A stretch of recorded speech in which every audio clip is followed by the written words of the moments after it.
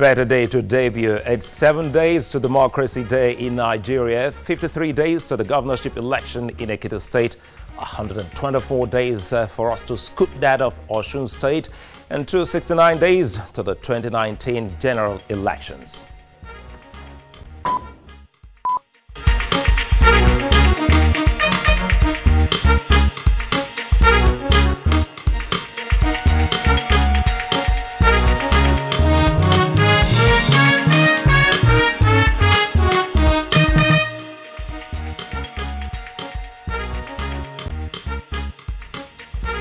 It's Political Stew on Television Continental. I'm Sulaiman Aleda. Welcome.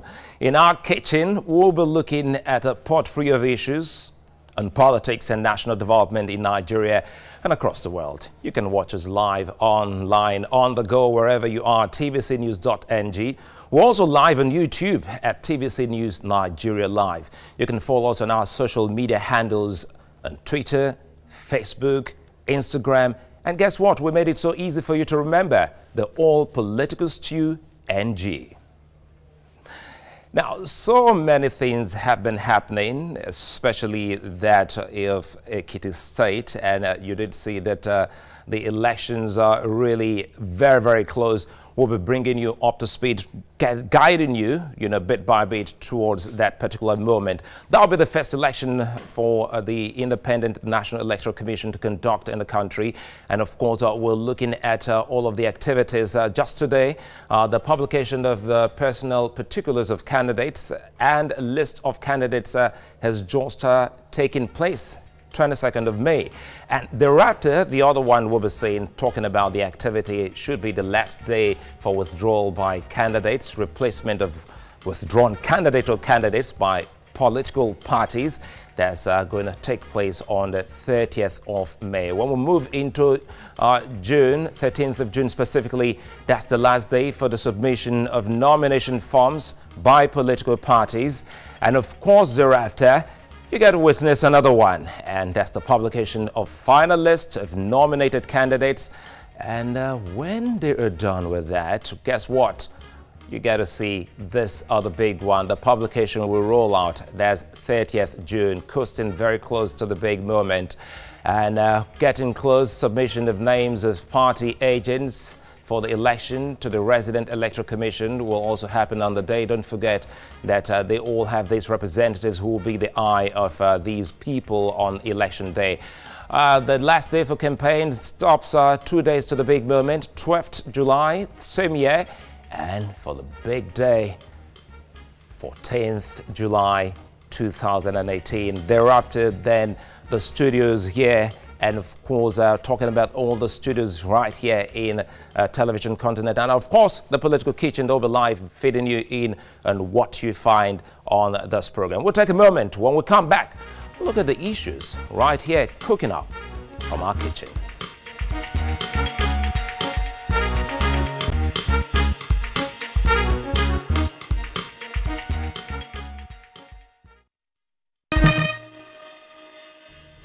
Welcome back. Daily a whole lot happen in the country, and we've witnessed many happening around the states. The political parties, politicians, as well as the bickerings within and outside are bound in Nigeria.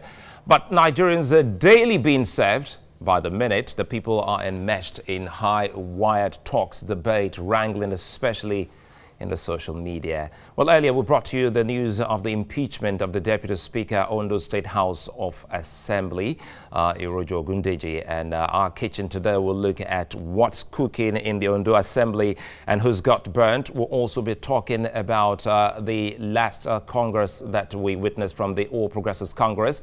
So we'll have two people to look at that. Don't forget that your vote, which we asked you to nominate those to be on the program, is still very much on course. But when this story broke, we decided to say, okay, if we can make a U-turn and look at this burning issue before we move ahead. Joining me now in the kitchen is Senior Special Advisor, Oil and Gas to the Ondo State Governor, Benson Enukumehin. Good to have you join us. Nice seeing you, Sulai.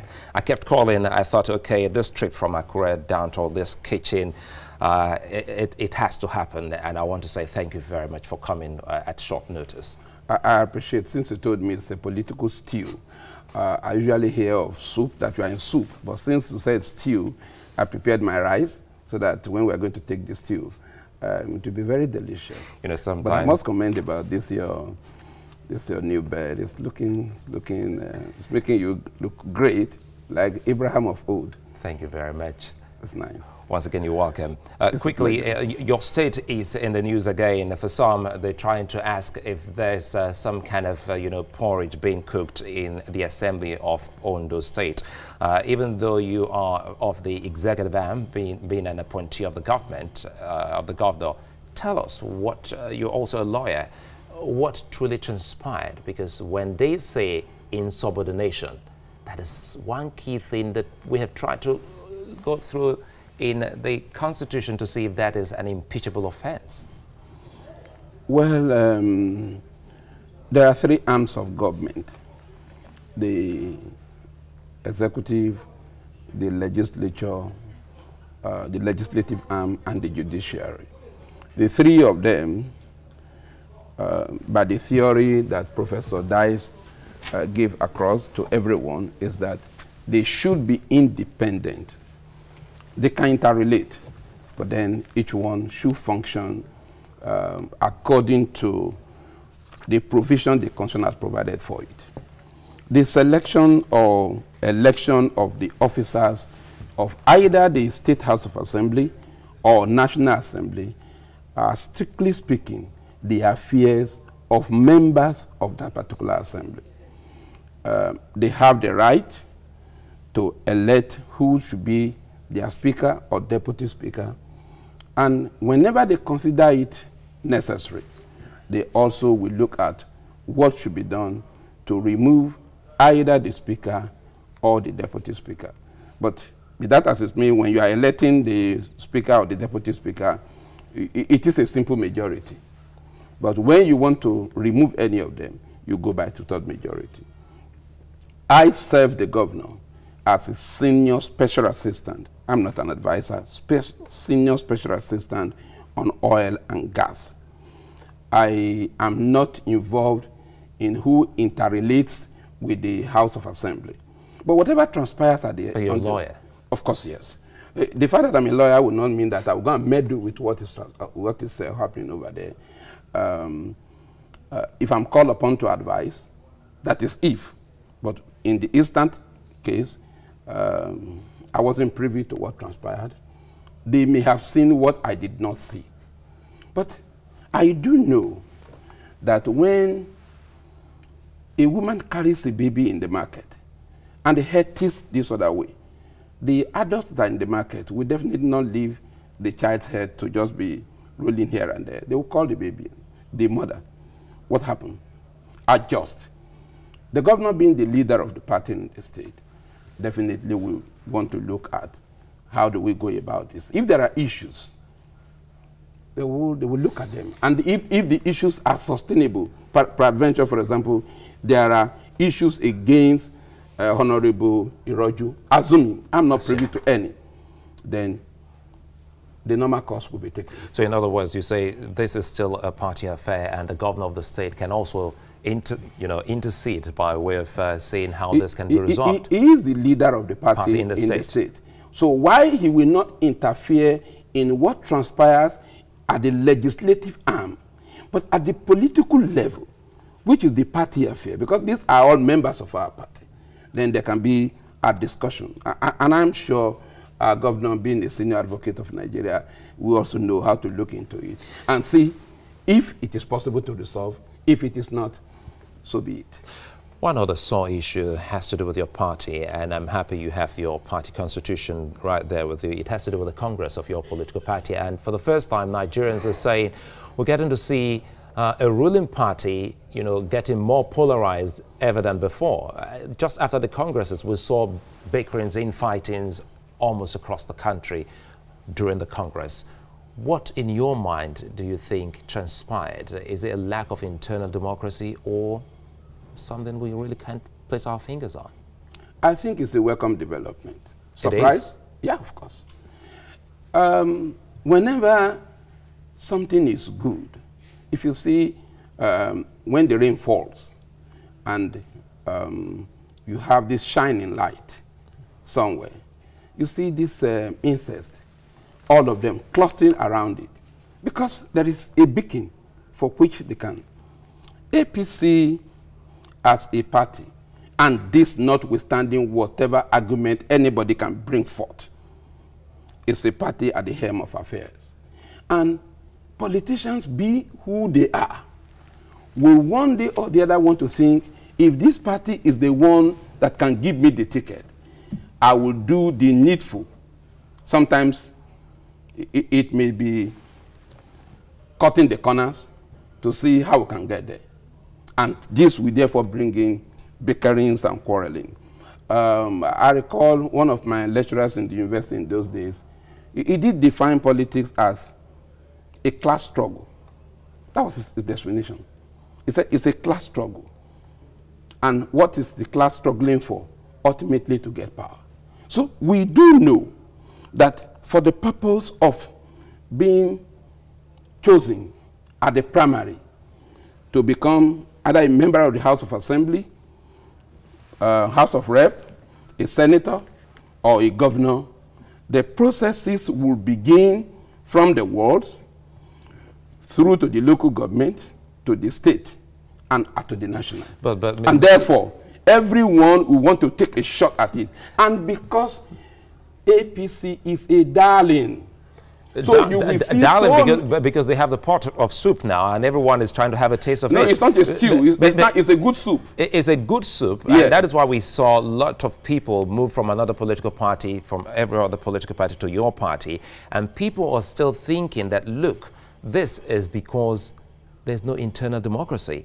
We have people who are handpicked, and that is why a lot of people complained about the outcome of the last Congress. No, that's not why true. some try to also usurp the powers that be. For instance, in southeast of Nigeria, specifically in Imo State, though that matter is in court, so we can't even delve into that now, but we saw the complaints of the two factions. You see, the truth, like I said, is that we must first and foremost commend APC. And I say this without any equivocation. This was a party that came together from various sources. ACN, APGA, CPC, PDP, and they all came together. And within a period of a year or two, wrestled power from, quote and unquote, the almighty PDP. Because they have a unified, united cause. Exactly. Now, you do know, human being, there is always a conflict within any human being. If you go by the theory of dialectics, you will know that you have a thesis, you have an antithesis. The combination of the thesis and the antithesis will form a synthesis. You would have thought that the synthesis would be the end. The synthesis will generate thesis and antithesis. And that's the nature of human. So it's a cycle. It's a cycle. So even when you go with a woman to the altar and you say, oh, yes, I do, yes, I do, one would have thought there shouldn't be quarrel. Why do they go to court thereafter? So let alone various political parties coming together with intrigue and all that. But the beauty of it is this. When all these have arisen, then we put in a mechanism of resolving the conflict. And this is what transpired in the larger society. The society will be lawless if there are no courts. I doubt if you were speaking this way if you were on the other side, because sometimes it looks like those in the kitchen are the ones really speaking, you know. No, which other side of the divide, what would it be now? You know, there are some who are not in the kitchen, who are not even having access to the meal. Those are the ones those who are not in the kitchen are waiting for the meal to be ready. And so the heat that we go through in the kitchen, the smell of the pepper, the smell of the oil, they are not partaking in it. But if they volunteer, sorry to cut you there, but if they volunteer to be the chefs, you know, among the chefs, depending on whether they are trained how to cook. You know, if they bring in a cup of salt and a cup of water and a cup of rice, you will know how the meal will taste.